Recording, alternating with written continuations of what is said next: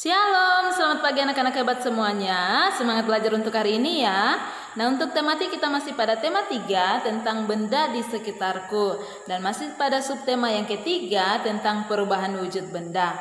Nah, anak-anak hebat, di video sebelumnya kita sudah belajar pada pembelajaran 1, 2, dan 3. Nah, hari ini kita masuk pada pembelajaran keempat, kelima, dan keenam. Untuk itu anak-anak, hari ini fokus belajar kita ada pada halaman 112 sampai halaman 129. Sekali lagi anak-anak hebat, fokus belajar kita hari ini ada pada halaman 112 sampai halaman 129.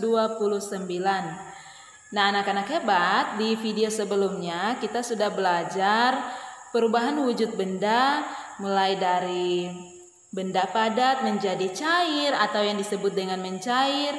Kita juga sudah belajar perubahan wujud benda dari cair menjadi padat atau yang disebut membeku, kemudian dari cair menjadi gas atau yang disebut dengan menguap. Nah, hari ini kita akan belajar perubahan wujud benda gas menjadi cair atau yang disebut dengan mengembun, dan perubahan wujud benda padat menjadi gas atau yang disebut dengan menyublim. Dan kemudian kita akan belajar perubahan wujud benda gas menjadi padat atau yang disebut dengan mengkristal.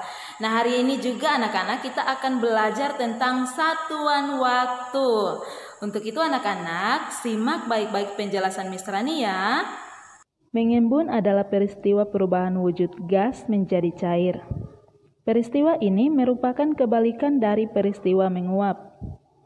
Saat gas mengembun, gas melepaskan kalor atau panas karena terjadi penurunan suhu di sekitarnya.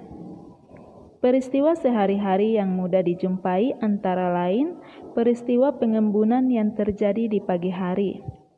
Walau pada malam sebelumnya tidak terjadi hujan, tetapi pada pagi hari terdapat tetesan air pada tanaman yang berada di luar, seperti pada gambar yang anak-anak amati. Contoh pengembunan yang terjadi dalam kehidupan sehari-hari adalah misalnya ketika kalian naik mobil pada siang hari saat cuaca cerah. Nah, jika kalian ada di dalam mobil, maka kaca jendela mobil akan terlihat sangat jelas. Nah, tetapi jika mobil dibiarkan semalaman di luar ruangan, maka kaca mobil jika dilihat dari dalam mobil akan terlihat buram. Dan ketika kita menempelkan telapak tangan kita di bagian luar kaca mobil, maka telapak tangan kita akan basah. Nah, anak-anak hebat, peristiwa tersebut bisa terjadi karena udara di sekitar kita banyak mengandung uap air. Nah, ketika uap air bersentuhan dengan benda-benda yang lebih dingin atau yang suhunya rendah, maka akan menjadi butiran-butiran air. Nah, contoh yang kedua lagi, misalnya anak-anak mengisi air di dalam gelas, kemudian anak-anak menaruh es batu.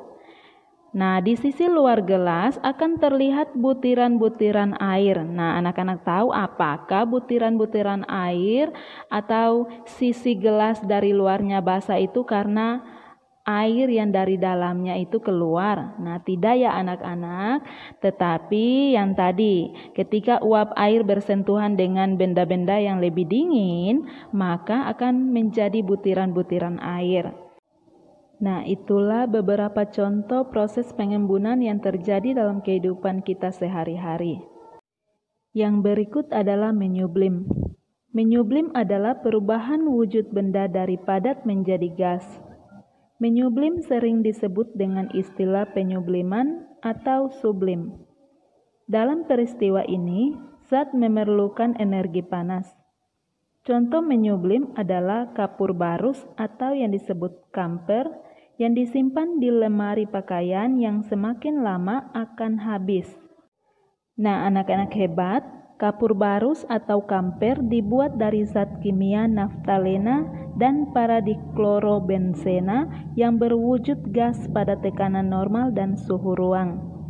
Jika kamu mengeluarkan kapur barus atau kamper dan membiarkannya pada tekanan normal dan suhu ruang, maka masa kapur barus tersebut akan berkurang karena terjadi perubahan dari padat menjadi gas.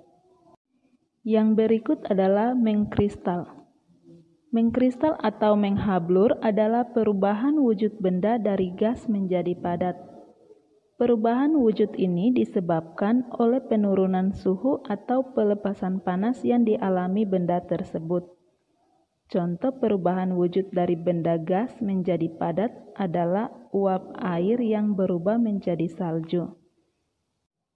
Nah, anak-anak hebat, sekarang mari sama-sama kita perhatikan video bagaimana proses menyublim dan mengkristal. Halo teman-teman, kali ini kita akan bereksperimen tentang menyublim lalu mengkristal. Yang teman-teman butuhkan adalah sebuah penutup untuk kaleng, lalu kamper, piring kaca, lilin, 2 buah benda, ya benda apa saja, dan es. Pertama, akan pemantik ini, lalu lilinnya akan meleleh.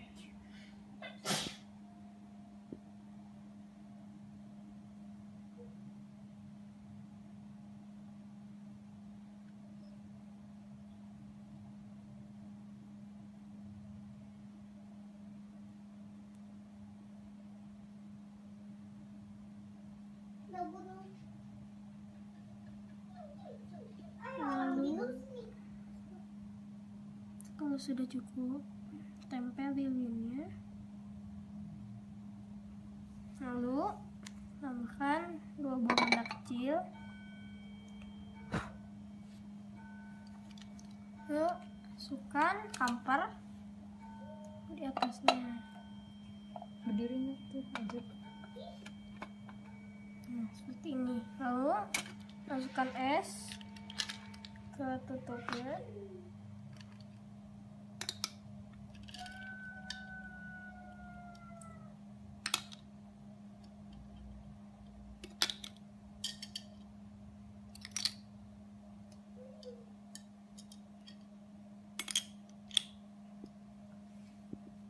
Lalu nyalakan lilin.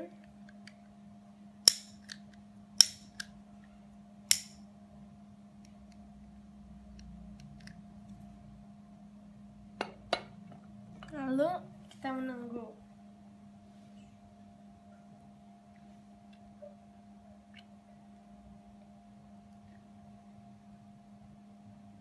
Kampernya kira-kira Pertama kampernya yang di bawah, menyublim naik ke atas. Menyublim itu apa?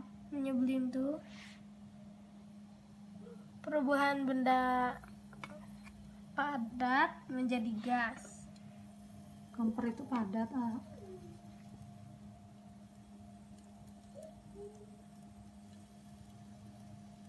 Iya, kamper itu padat lalu berubah menjadi gas.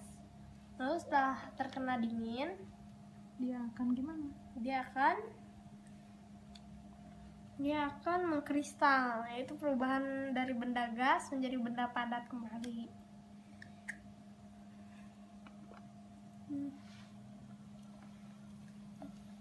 Mungkin kampernya sedang menyublim. Tekan, ini ada lubangnya soalnya.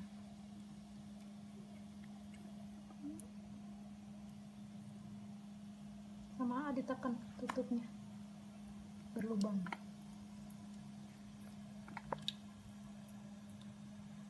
Kedengaran seperti memasak ya.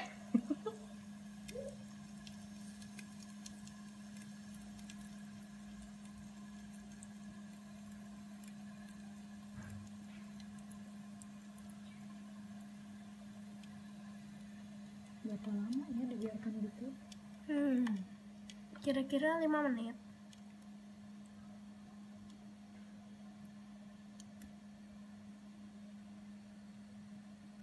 Oh.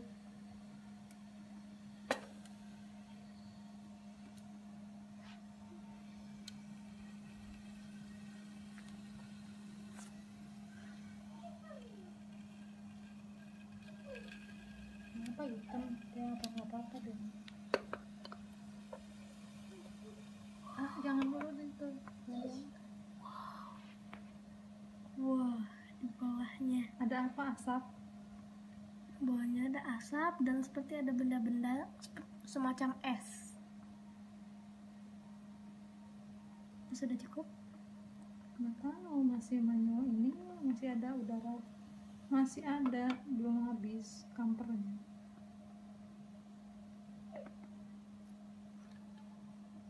Esnya mulai mencair.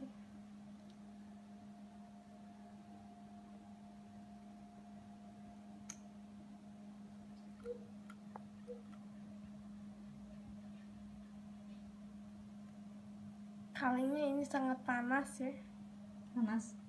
Iya, kalengnya sekarang ini sangat panas karena radiasi oleh api dari lilin. Radiasi adalah sumber panas yang memanaskan suatu benda. Matahari dong. Iya, termasuk. Jadi lihat lagi, masih ada sisa banyak.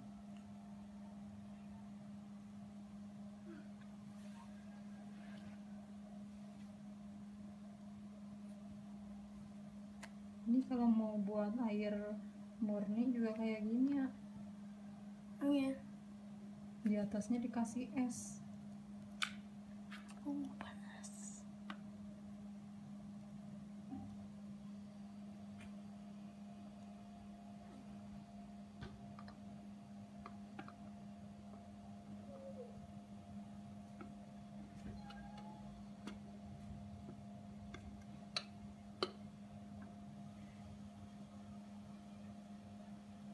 Nah, masih ada sedikit lagi.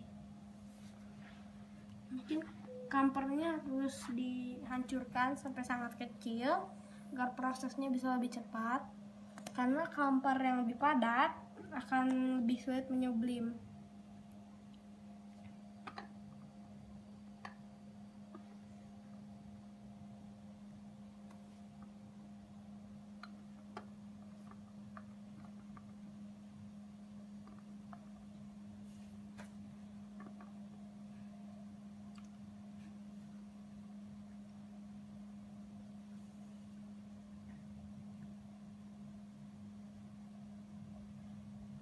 Udah belum ya? Coba dilihat lagi ya. Masih banyak nih kampernya. Tinggal sedikit banget.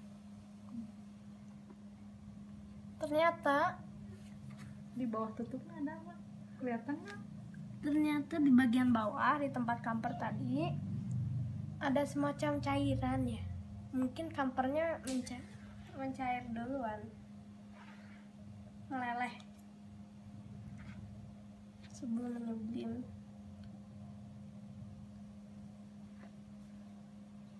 Masih ada sedikit lagi kampernya. Itu ada yang lucu. Di bawah tutupnya surprise. Aduh.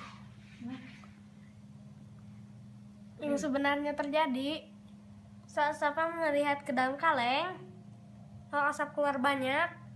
Lapangan mata Safa, perihnya minta ampun. Jadi teman-teman harus berhati-hati tentang itu. Mungkin cukup dimatikan aja apinya. Nggak apa-apa, nggak usah semua.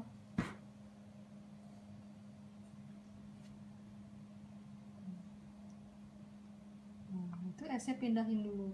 Setelah itu, ya, pindahkan kembali. Lihat. Dan, tada! Apa itu? Kok ada? Kenapa ada semacam es ya? Ini bukan es, itu kampernya. Ini kamparnya. Madat Juga lagi. tahu. Masih harum ya.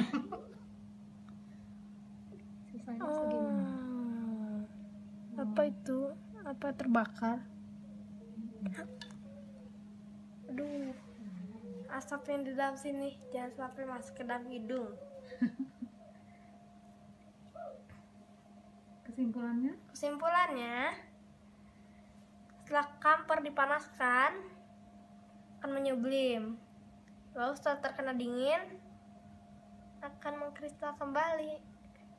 Udah cukup eksperimennya ya. Dah. Oke anak-anak hebat, sekarang kita lanjut materi kita yaitu tentang waktu. Nah anak-anak hebat, ada 3 jenis pengukur waktu.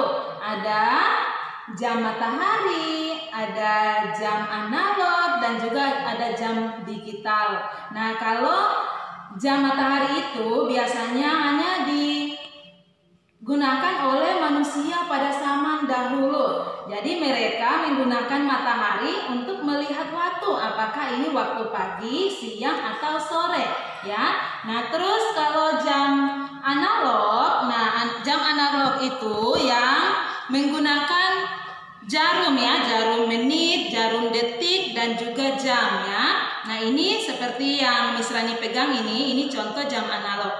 Tapi kalau jam digital berarti jam yang menggunakan angka, seperti jam tangan yang menggunakan angka ya, bukan yang menggunakan jarum. Kalau yang menggunakan jarum menit, detik, dan jam itu jam analog. Nah anak-anak, kalau satu hari ada berapa jam? Iya, hebat sekali, ada 24 jam. Nah anak-anak masih ingat 1 jam berapa menit? Wah hebat, 1 jam ada 60 menit. Kalau 1 menit ada berapa detik? Wah hebat, ada 60 detik. Anak-anak hebat, nah apakah anak-anak pernah mengukur lamanya anak-anak berkegiatan, misalnya makan, atau misalnya mandi, atau misalnya bermain? Apakah anak-anak pernah mengukur lamanya waktu anak-anak berkegiatan? Nah sekarang Miss Rani minta anak-anak perhatikan buku tematik 3C halaman 125. Nah di sini Edo, Manda, dan Maula akan melakukan suatu kegiatan dan kita akan menentukan lamanya waktu mereka mempersiapkan kegiatan yang mereka lakukan ya.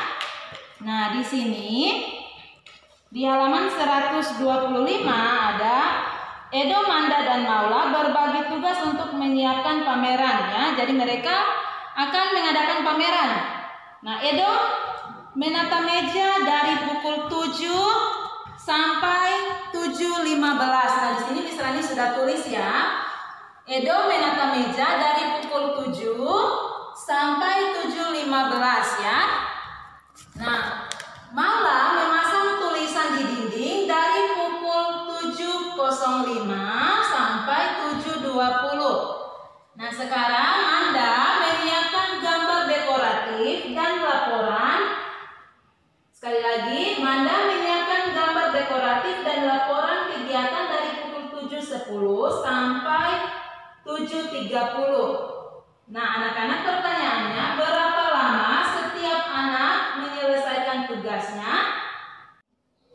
Nah, sekarang anak-anak kita akan hitung sama-sama berapa lama kegiatan Manda, Maula, dan juga Edo saat menyelesaikan tugas mereka masing-masing. Nah, di sini Miss Rani sudah tulis Edo menata meja dari pukul 7.00 sampai 7.15. Ya, berarti nah kalau 7.00 berarti jam 7 tepat ya. Nah, jarum pendek yang menunjukkan jam harus di angka 7 dan jarum panjang yang menunjukkan menit harus di angka 12. Nah, sekarang kalau dari jam 7 sampai jam 7.15. Nah, sekarang kita hitung sama-sama ya. 5, 10, 15.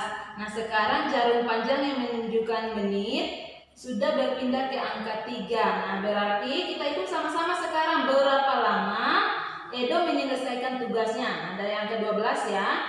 5, 10, 15. Berarti Edo menyelesaikan tugasnya selama 15 menit ya. Nah, sekarang Manda, Maula. Nah, Maula memasang tulisan di dinding dari pukul 7.05 sampai 7.20.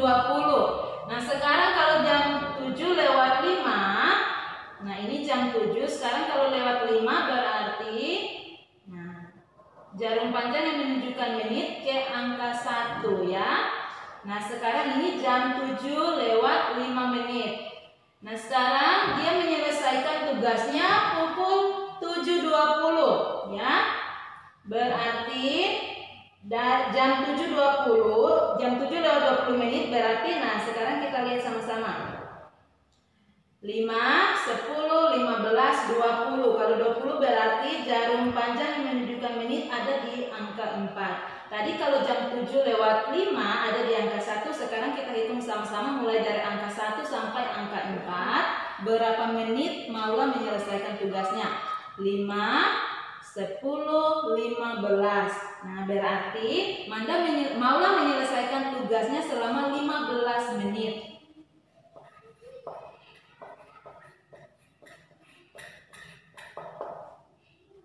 Nah, sekarang Manda, yang terakhir ya.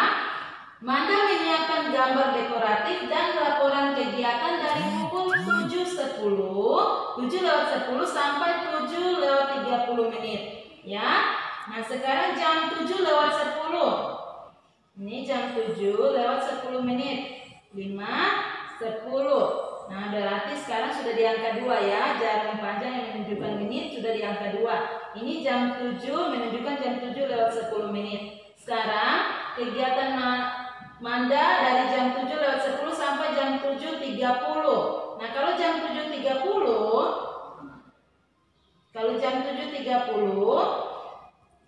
berarti, nah kita hitung sama-sama. 5, 10, 15, 20, 25, 30. Nah, jarum panjang yang menunjukkan menit ada di angka 6 ya. Nah, ini menunjukkan jam 7 lewat 30 menit. Nah, sekarang tadi dari angka 2 kita hitung sampai angka 6 berapa menit?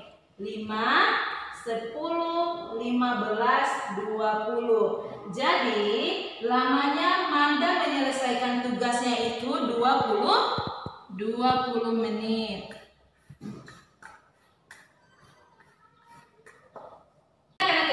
Sekarang kita sudah tahu berapa lama Edo, Maula, dan Manda menyelesaikan tugasnya masing-masing. Nah, sekarang kita akan merubah satuan menit ke detik ya. Nah, sekarang misalnya Edo, dia menyelesaikan tugasnya selama 15 menit. Nah, kalau 15 menit itu berapa detik ya? Nah, sekarang kita cari sama-sama. Kalau yang tadi Miss Rani bilang 1 menit itu ada 60 detik. Nah, jadi kalau misalnya ada 15 menit, maka kita kalikan saja 15 kali 60 detik. 15 kali 60 ya. Nah, 0 kali 5, 0. 0 kali 1, 0. 6 kali 5, 30. Tulis 0, simpan 3. 6 kali 1, 6 ditambah 3 sama dengan 9. Nah, sekarang kita jumlahkan. Turun 0, 0 tambah 0, 0, 9.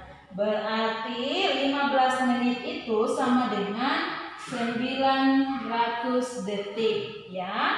Nah, sekarang ini juga sama 900 detik.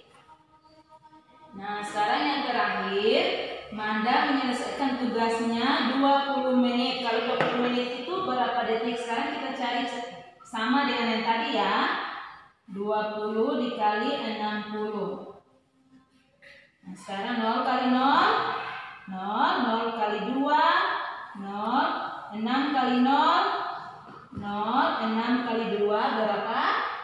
Iya, hebat sekali, 12.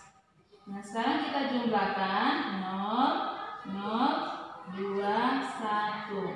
Nah, hasilnya 1200. Berarti waktu 20 menit itu sama dengan 1200 detik ya.